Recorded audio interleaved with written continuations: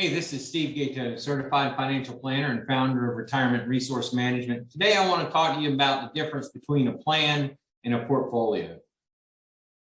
So a lot of times people are looking at their retirement assets, and since we've gone away from pensions, now people are having to depend upon a portfolio. And one of the challenges that I see with portfolios is that it carries with it a lot of risk.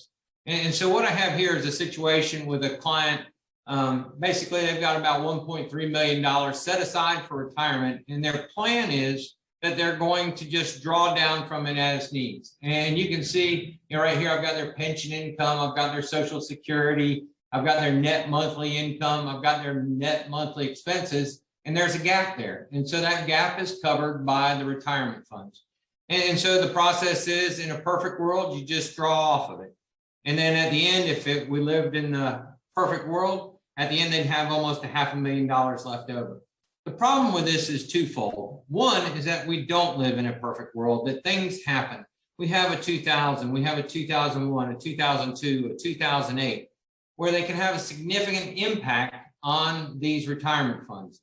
And so your budget need doesn't change, but the assets that are available to pull them from creates more stress. And so when you look at just a simple sequence of returns, the difference between 2000 and 2015 is losing money or gaining money, depending upon whether you start at 2000 or you start at 2015. But really, how do you deal with that? That is the question. How do I change this number right in here, your net monthly cash flow?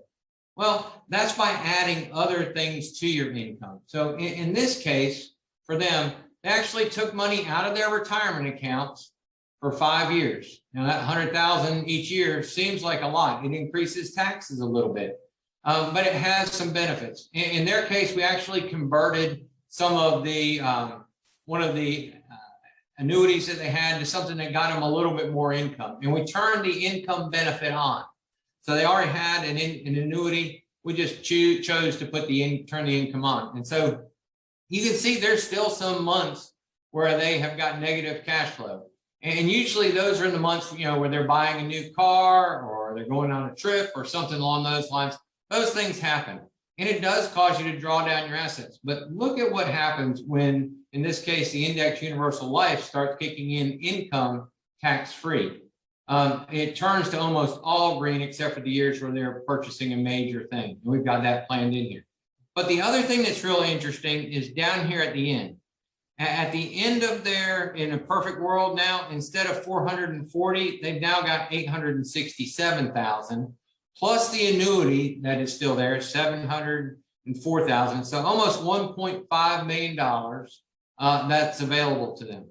And that is also much more tax efficient. So the money that's left is Roth IRAs. The money that's left is non-qualified accounts. There isn't that tax time bomb that's sitting there for your kids to inherit. So just by simply starting out and looking at how you've got things positioned, how you create positive cash flow right now from basically when they're 84 on, any market fluctuation is not going to hurt them. They're going to be in a much better place because they aren't dependent upon the market for their income. So I hope that helps. I'm going to share some other options that we look at through retirement and some other videos.